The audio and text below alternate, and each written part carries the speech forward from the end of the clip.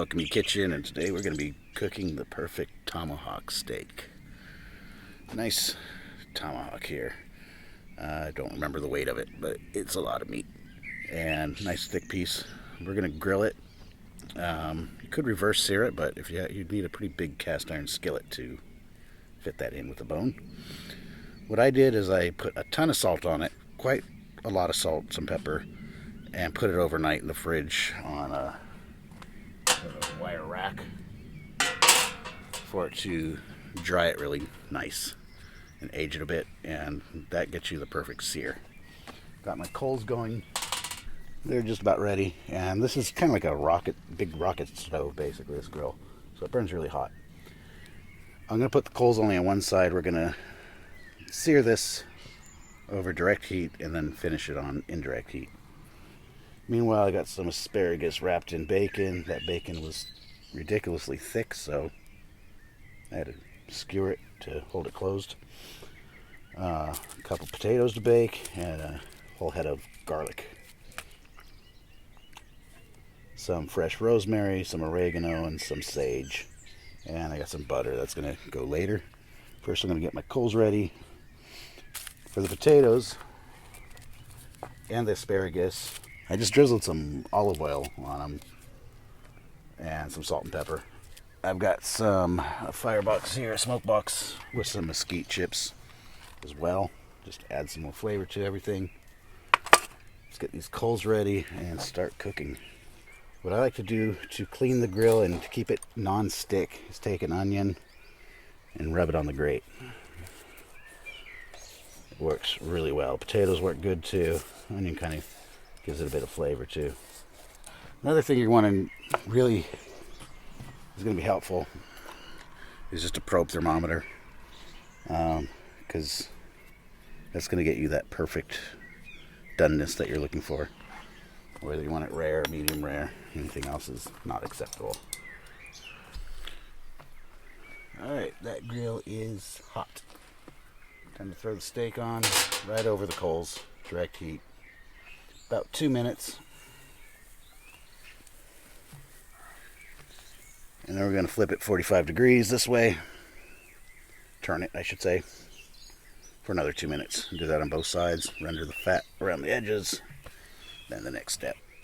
Also, make sure it's like getting really good firm contact with the grill if you want those nice grill marks. That's been about 2 minutes, so we're going to go ahead and rotate this 45 degrees.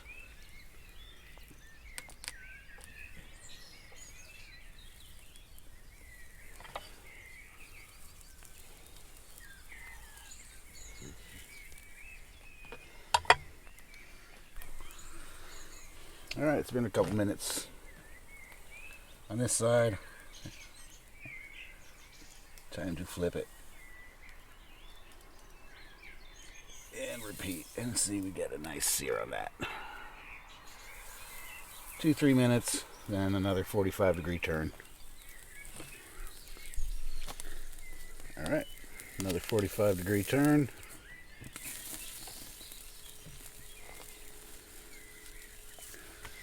Leave that 2 or 3 minutes.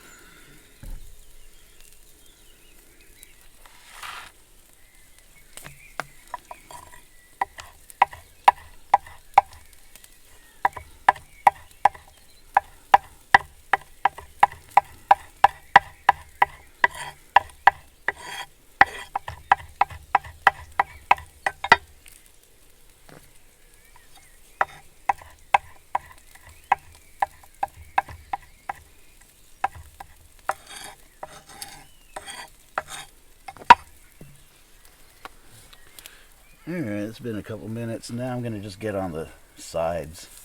Nice sear. Render down that fat a little bit. A little stand to hold it.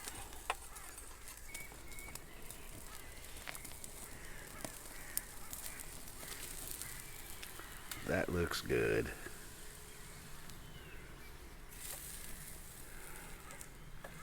This other side.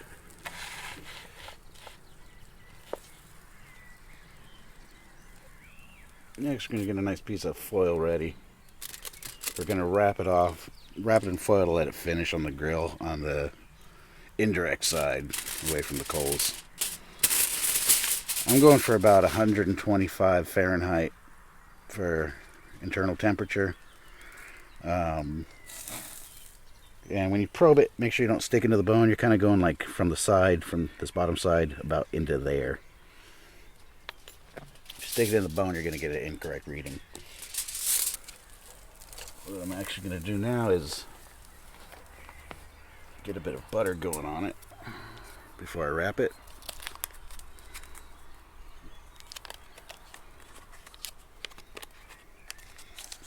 Also, for your target temperature, you want to aim a few degrees lower than what your goal is, because after you pull it off, it's still going to raise a few degrees. Nice healthy slab of butter. What I like to do, use that rosemary to kind of brush it on the meat.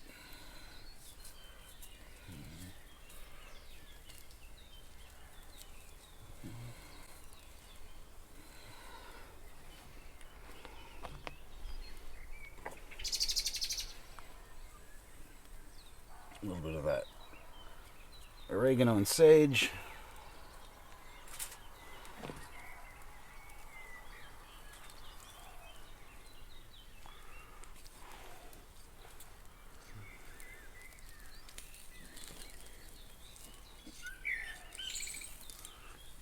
Deer rutting in the background. Pretty ballsy because hunting season opened 3 days ago for buck.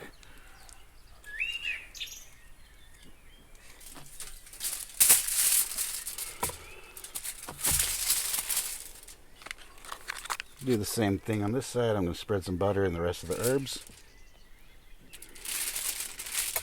Take if you have a wooden stem of the rosemary, and just stab it right into the meat.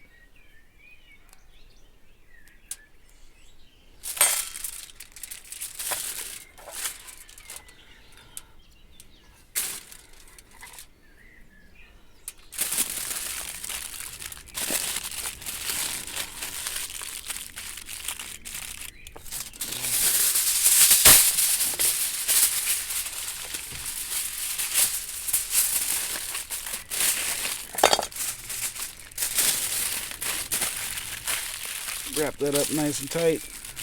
Don't worry about the bone. Now let's get these guys over where they'll start cooking.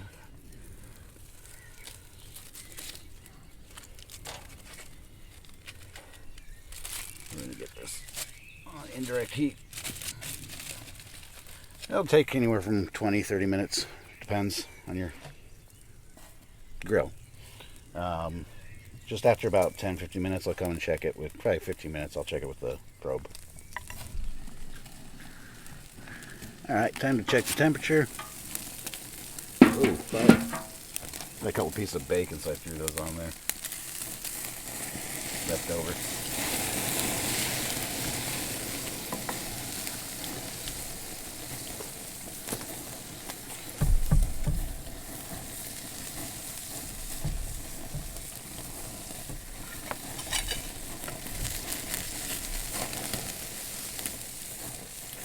For the potatoes, you want to get internal temperature about 150 Fahrenheit. That'll tell you they're done. I went ahead and put them right in there with the coals.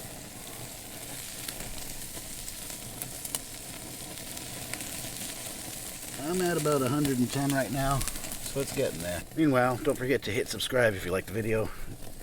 I am 13 subscribers shy of reaching 1,000 subscribers. Last I checked. I need those 1,000 subscribers to get monetization. I'm actually going to be grilling as much as I can these next days.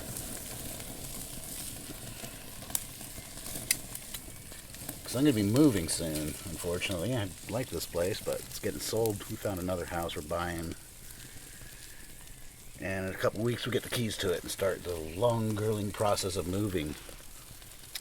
So I'm going to miss this nice grill and this fireplace and fire pit, but I'll be building some new ones there, and I'll probably do some videos of that whole process. It's an old house built in 1888 right across the street from a castle, so not a bad location. Close to here, 15 minutes away.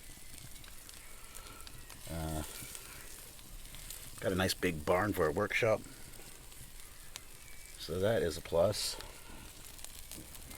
The yard is that's going to need some work. So I think first thing would be build a fire pit. Almost to 120. Let's just go a little bit longer. Gonna get right around 125, then pull it. So I reached my target temp. I went inside to do something, and it went a little bit higher, more like a little under 130.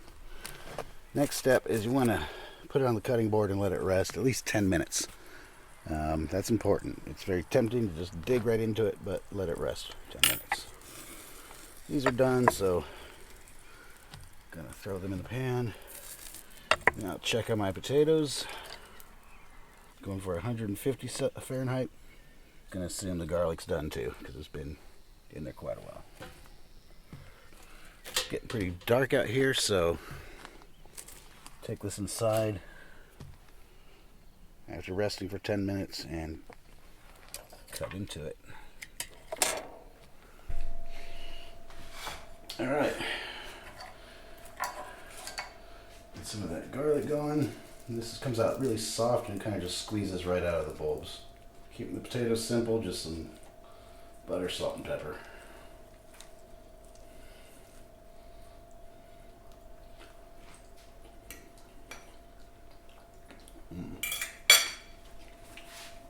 But now, what we've really been waiting for. Oh, the rosemary smells excellent. So now we can just cut right down this bone here. Remove the ribeye. Don't throw that bone out though, there's some business on that to get you later.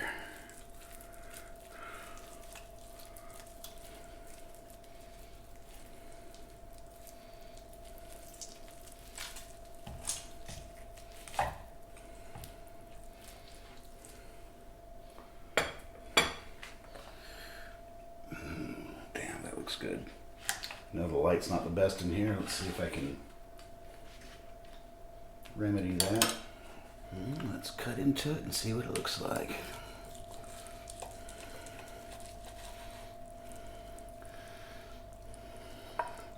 That's a really nice medium rare.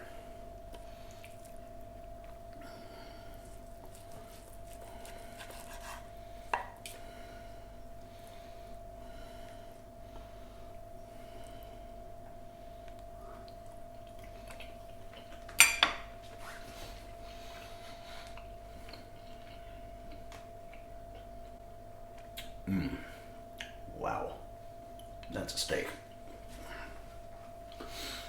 Okay, I think I'm going to need some privacy now with this thing. Thanks for watching. See you next time.